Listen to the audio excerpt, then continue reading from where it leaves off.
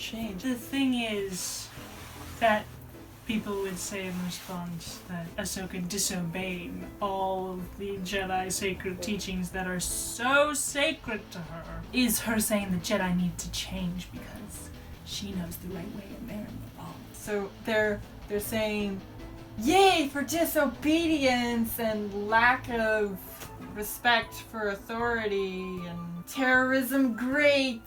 This is such a great kids show. Funny thing is that as a parent, I do notice, and I in hindsight, I noticed this in my own life as well, and I've heard it from many other parents too, that when a child becomes more difficult, more disobedient, stuff like that, it's because their emotional needs are not being met. And so that was definitely true for me. I acted because negative attention is better than no attention to a child. And so in that case, disobedience is a demand for change. A child wants a change, and this is the only way they know how to get it. But then you're supposed to grow up and mature and realize there are better ways of creating change, forcing a change. And you're supposed to leave that negative behavior to get attention behind you and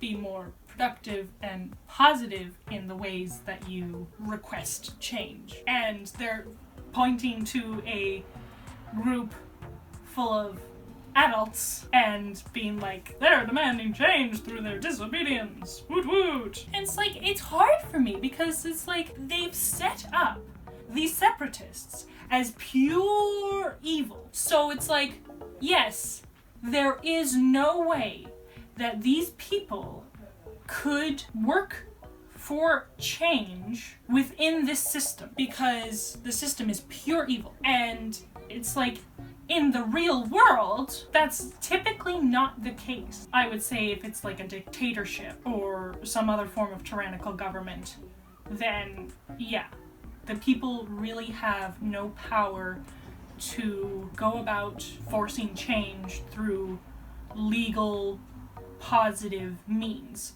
But in democracies, you absolutely have that power. Petitions and peaceful protests, things like that. Those are ways of calling for change that are legal and peaceful and productive and positive.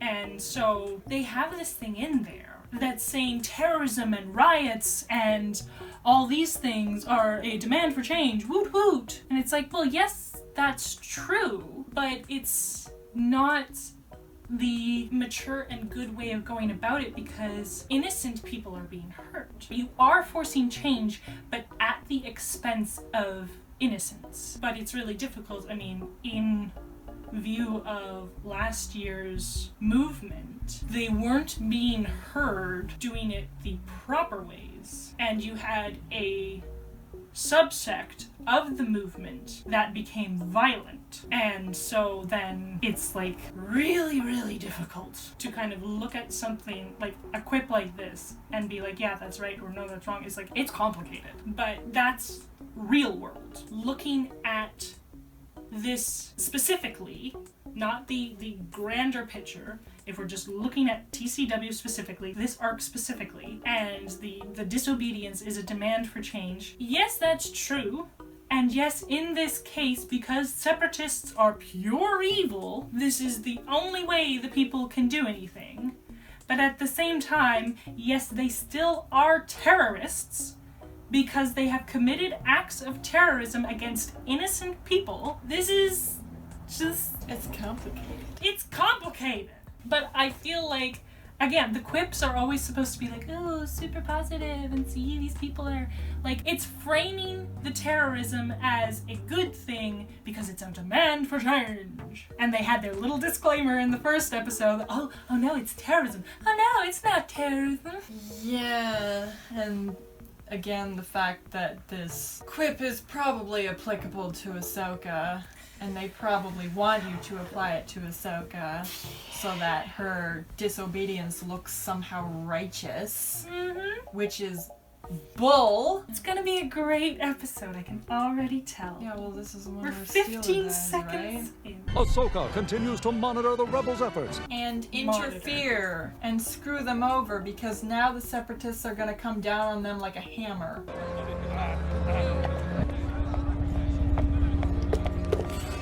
Technically, shouldn't one of the rebels be placing those things? Why is she...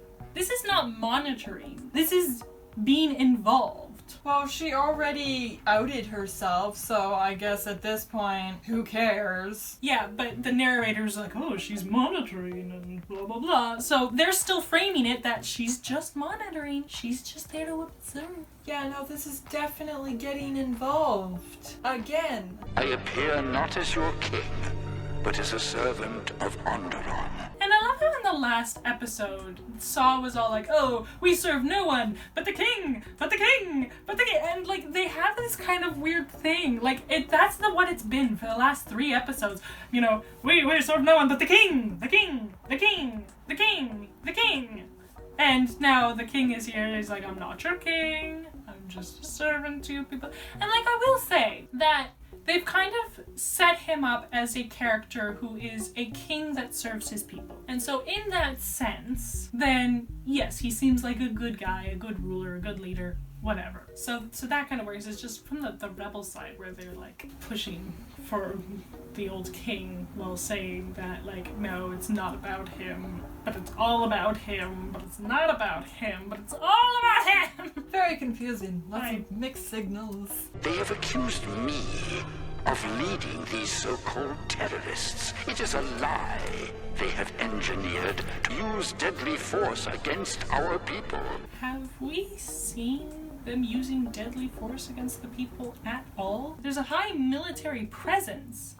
But other than that one instance where they were like, hey, what's your ID? What's your ID? Your identification failed. That's not possible. You are coming with us. We have not seen them berate the people at all. Like, they have checkpoints at the gates, but again, it was just, they're there, but they're not being violent against the people the same way they were against the Lurmen. So like, yes, you do not want that presence there. That's never comfortable, but it's not to the same extent as they were against the Lurmen. And here he's saying, oh, they're using violent force, but we haven't seen that. The truth is, I have never met them before now. And then he's like, oh, I swear, I've never met them before now. Even though before they got me out, they were like, you know, he's our true king and we're working for him. And you'd think people would notice the disconnect between their stories and be like, okay, these guys are obviously lying.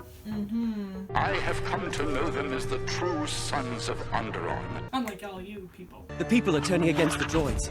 There's rioting in the streets now. That's a beautiful thing. We're not a terrorist organization. There's rioting in the streets now! Mob mentality is such a dangerous thing. It is. Because it's like people literally go into a frenzy and see an enemy everywhere they look. When you're all riled up and just like your anger is being fed and people are like, yes, yes, feed that anger. Be violent. You know, be heard. And it's like, no, that leads to terrible things. Innocent people get hurt. Always. Always. So, rioting in the streets is not something to cheer about. Unless it's an avatar. Hey, everybody! Riot! Oh, it never gets old. But I will say, they were in a prison. Yes. So in that sense, it was a whole bunch of guilty people beating each other up. We need to keep the battle to the outskirts of the city. Thank you! People are rioting in the streets, woo-woo! And then Steela comes in with like, no, this isn't a good thing. We need to keep the fighting away from the people. Thank you. She's such a great character. Yes! We all want victory, but not at the cost of innocent lives. She's right. I agree. Oh my goodness, she's so determined to have the final word. Okay, I have to give you my stamp of approval.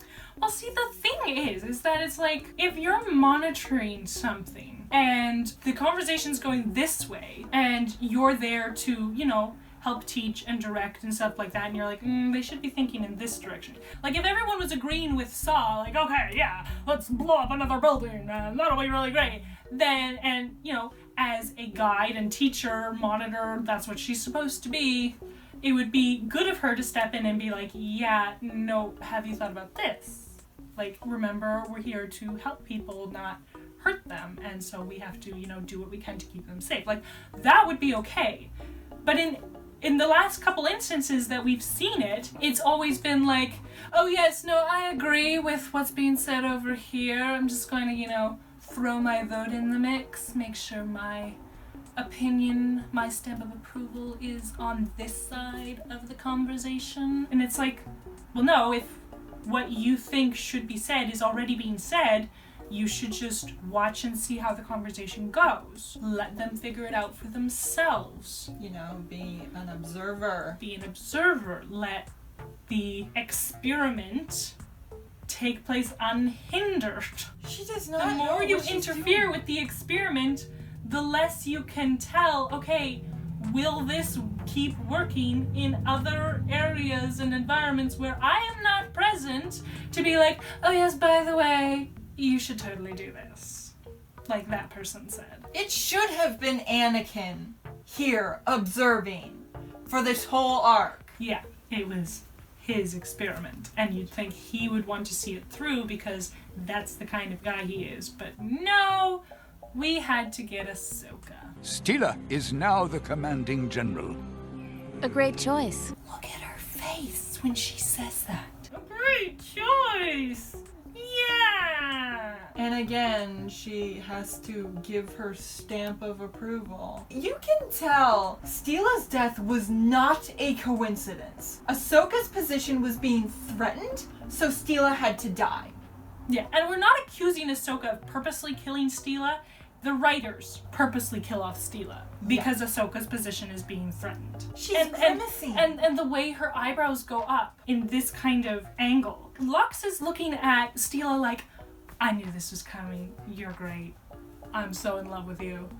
And Ahsoka's like,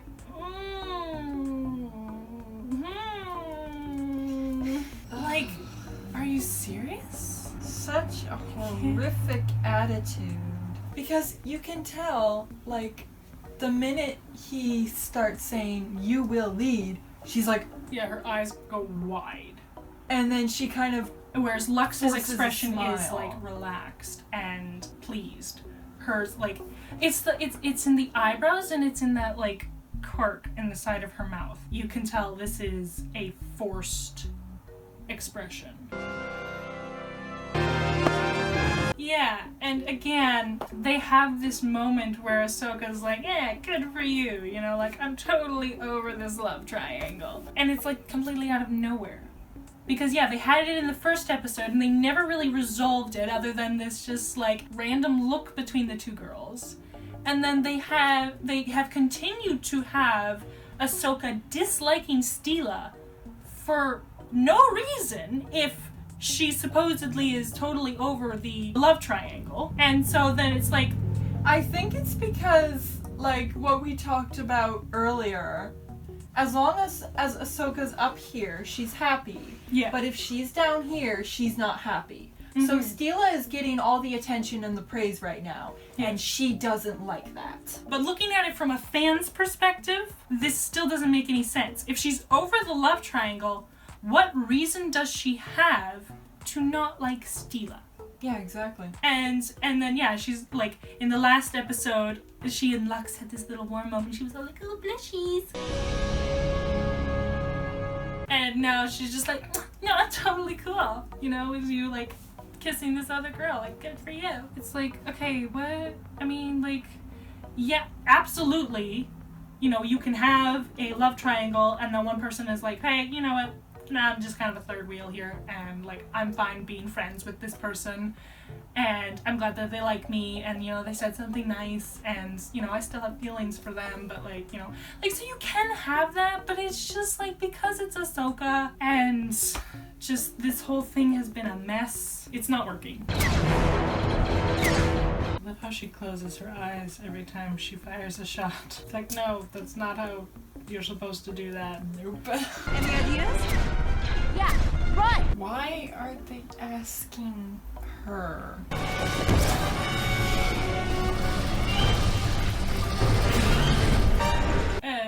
note that Ahsoka doesn't even think about all the people down there. She's just like, no, we just gotta get to safety, us. Didn't call for a retreat, didn't suggest it, just, no, let's run. Just us. Now. All those people, they'll figure something out. And of course, Steela, who's been the leader up until now, is just suddenly like, oh, I have 0 ideas, and thinking not at all about anybody but myself, so what do we do, Ahsoka? It's a full-scale war. They need our help. Maybe they wouldn't have needed extra help if you hadn't screwed everything up. Yeah, because if it was just, okay, these are just rebels, we can squash them, yeah, don't worry about it, we'll deal with it, and they don't know that the Republic is feeding them weapons and supporting them and helping in those ways, then they, wouldn't have brought in these major reinforcements. But now it's like, oh, well, the Republic is backing them, so they're never going to run out of supplies, and they're never going to, and we don't know how long before, the Republic backs them up with reinforcements or whatever. So we've got to squash them now with maximum effort. Yeah. But again, the Jedi are being made to look bad in this moment, while Ahsoka's the righteous one. We can't just, they need our help. You have to send reinforcements. No, I'm sorry, we can't do that. You're so terrible and heartless. No, you're a brainless idiot. Who did not follow orders. Mm-hmm, because she couldn't put purpose before feelings. Oh, but she learned that because there was that little moment where she told everybody else, you have to abandon the leader's brother like she's suggesting, because purpose before feelings. If it's somebody else losing something, purpose before feelings. If it's me losing something, no! We have to do the right thing and give all our effort toward this. And it's the same crap in season 7 while she's all like, forget about Coruscant. Let's go help the Mandalorians. Do not stay there if their failure is certain.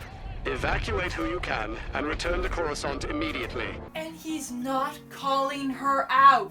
This is on you.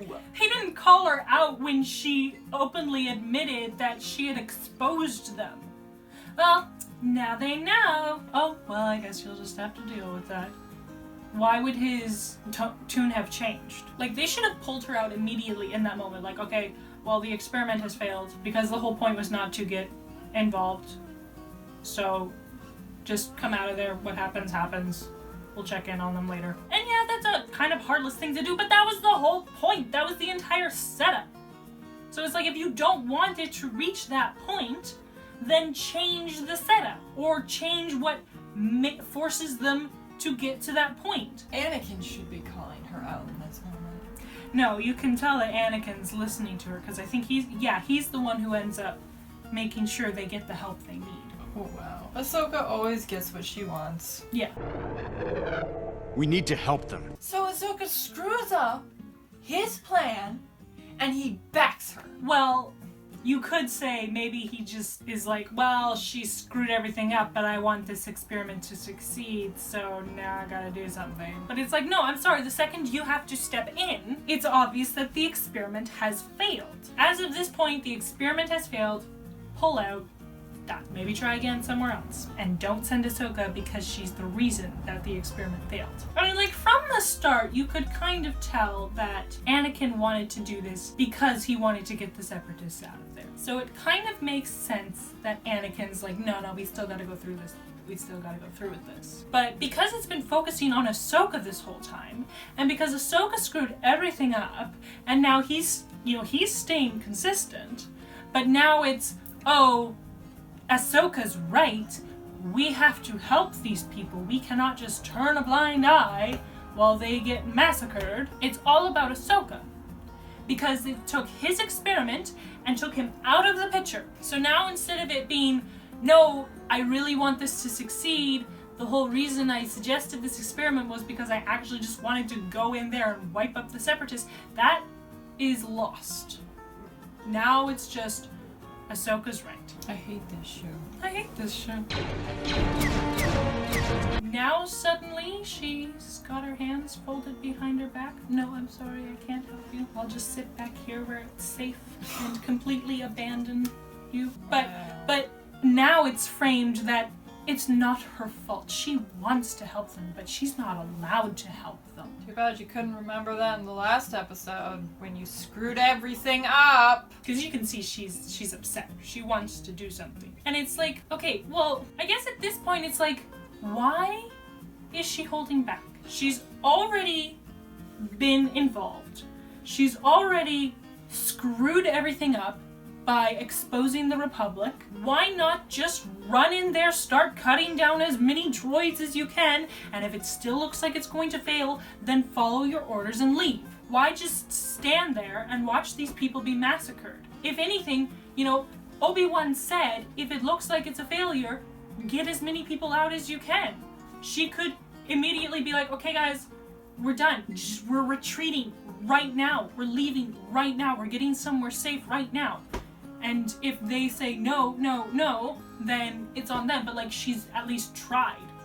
But no, instead she's told, don't expose the Republic. She exposes the Republic, and then she's all like, I've been told I can't do anything, so I'm just gonna stand here and watch you guys die. She can't resist the opportunity to show off, but as soon as it's too much, she's like, well, I can't risk my skin, so screw all of you. Yeah, there's no reason, characteristically, that she has to hold back right now. Yeah. There's no reason that she would suddenly start following orders after already completely ruining the experiment. Mm-hmm. But it's done to make the Jedi look bad because they told her, no, we're not sending reinforcements. There's nothing you can do. Don't do anything except leave. And so she's being a good Jedi and following orders, and they're so bad for making her stand there and do nothing while these poor people die.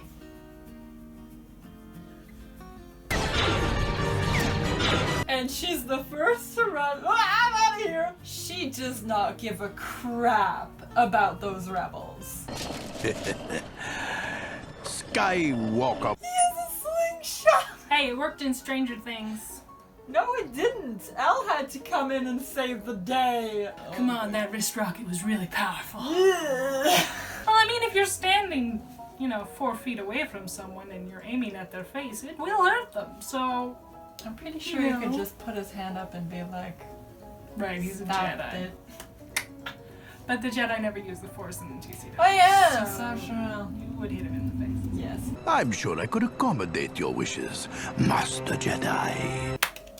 That's what's great about Hondo's character, though, because he's just constantly looking out for number one.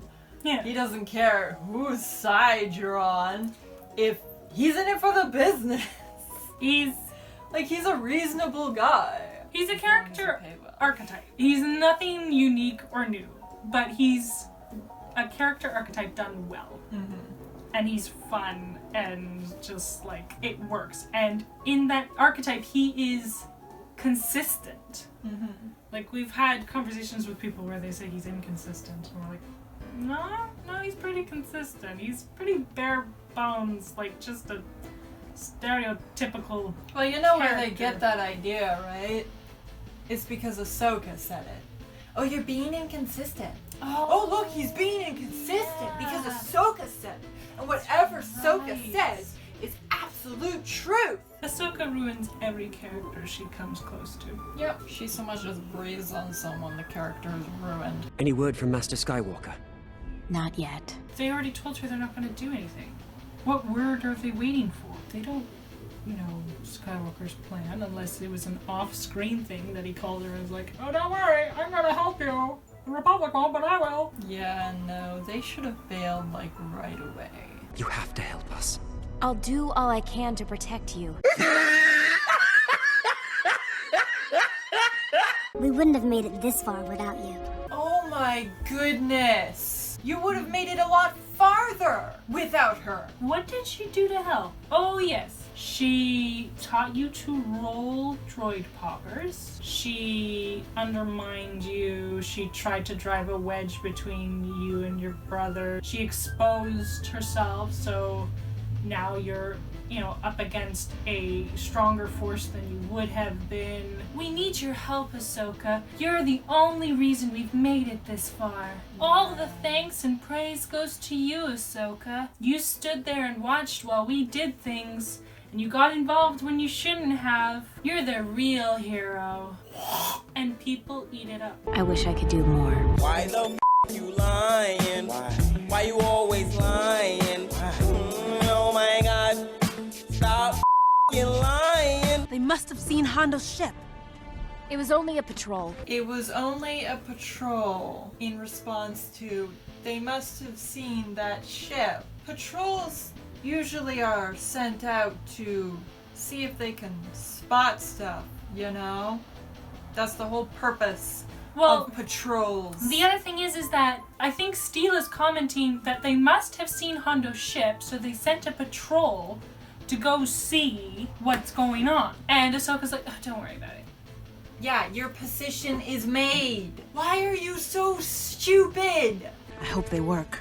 There's only one way to find out. And here she is going to get involved again because now that they can combat those aerial fighters, then she's like, oh well, as long as there's no risk to me, we got what we need, I'm totally on board.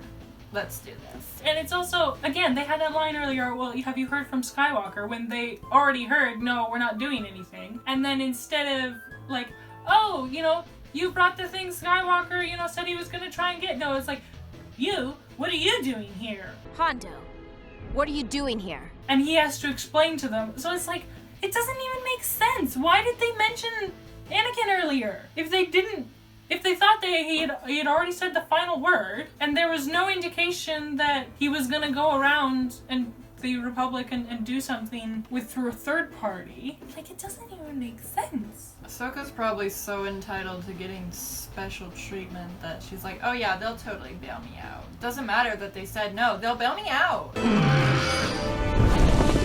She sure leads by example. So, last night, we watched a corny kids movie called We Can Be Heroes. And one of the big things in it was leading by example. And Ahsoka's making that sound like a bad thing? Or just kind of like oh, whatever, what's her deal? She just does this thing. Leading by example is a good trait. Yeah. Why is Ahsoka being like, oh, she sure does that? Because she's a hypocrite and she doesn't know what leading by example means.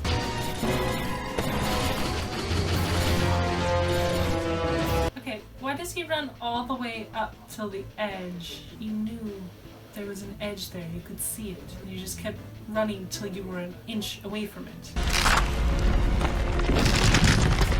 Yeah, none of this would have happened if he hadn't run right up to the edge. It's stupid for the sake of plot. Look! The thing is, like, you were down there. Why couldn't you get under her and catch her? I'll handle this. Oh. Pride cometh before a fall. Except literally. It's not her fall. No.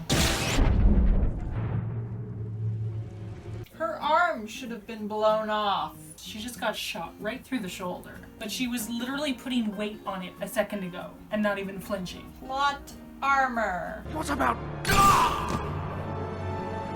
Ooh. Okay. Why did they kill him? I don't know. It was my fault.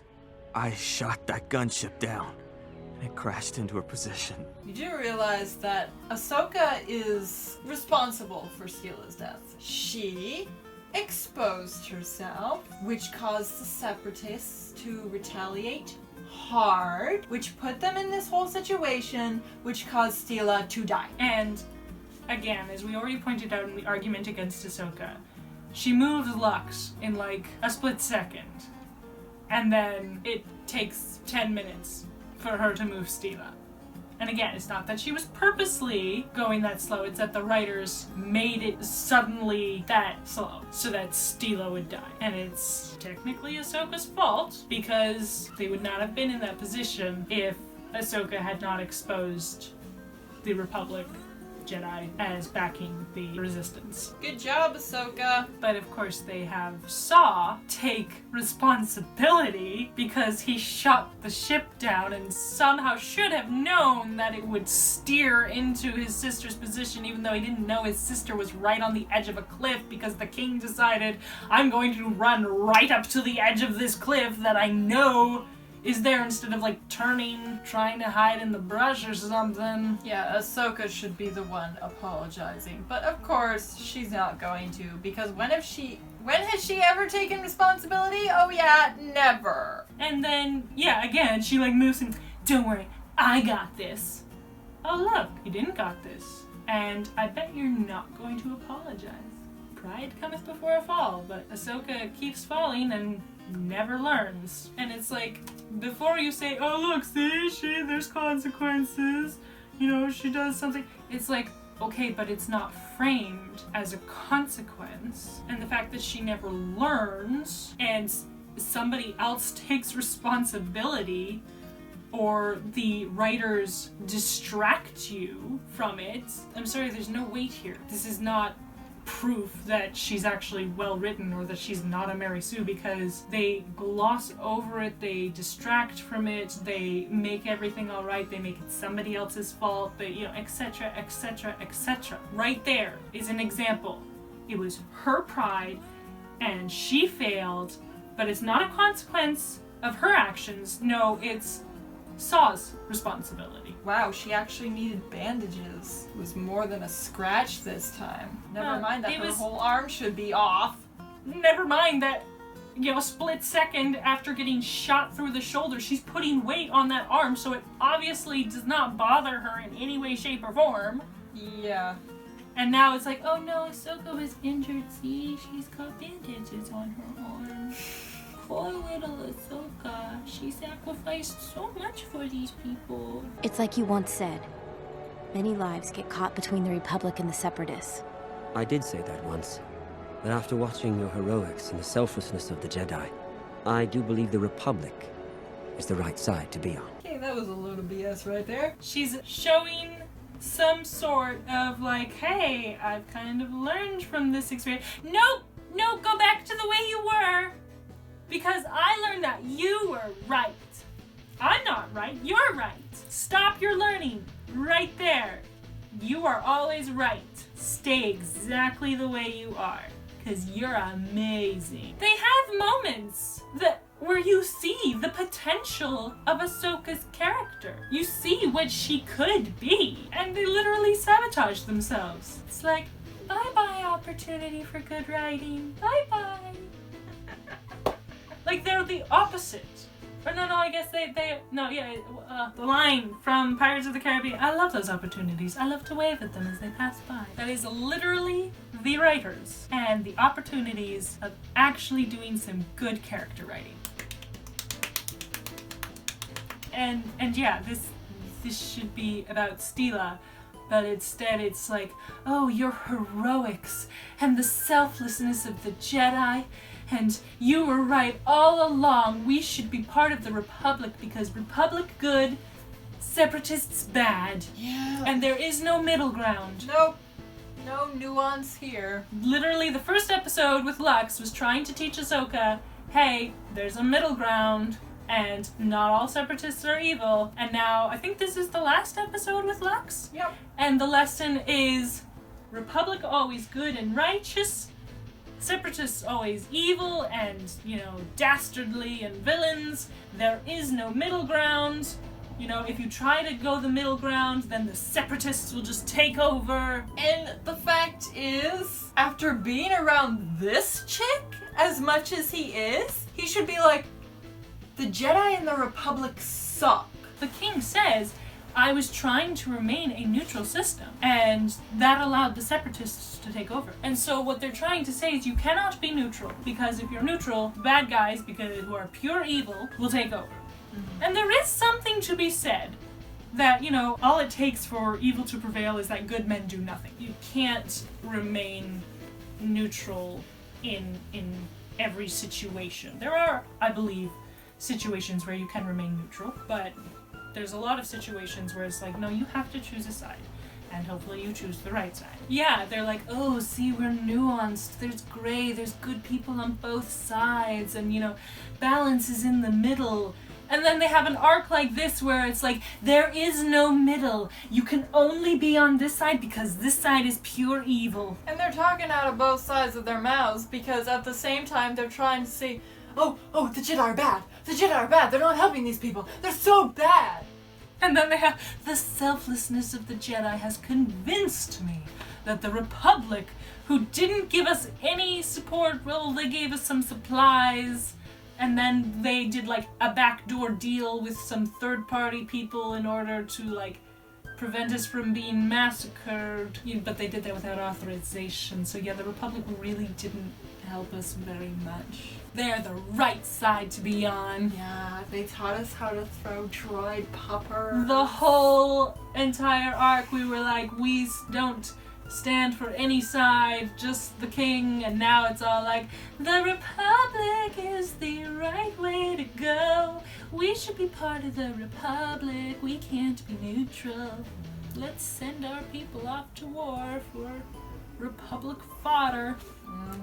Let's pay taxes to the Republic Senate so that they can spend it on their fancy little hovercrafts while they sit there and debate things. I wonder what Mina would think of that. She left the Republic for a reason. There's a lot of evidence, even Anaconda. They joined the Separatists because the Republic is just leaving them to die. They're like, our people are starving. The Separatists are providing relief. We're gonna join the Separatists. Yeah. The Republic is completely ignoring us. They're too busy fighting their war, and their senators are all just going blah blah blah blah blah in a big fancy room. Right? Like, there's a reason that people left the Republic and joined the Separatists, because they're like, the Republic is just a bureaucracy. And now Lux is like, you convinced me. We're gonna rejoin the Republic. I don't know how your mother would feel about that. The day Onderon became free again. Wonder how their power station is doing. Yeah! Again, something that is huge, and the writers are like, let's just ignore that. That never happened. We got what we wanted out of it, so poof! Gone. Not only are they rejoining the Republic, they're gonna have to find funds to rebuild that power station and everything else. This show is awful. Terrible. Disgusting. See you next week. Of course.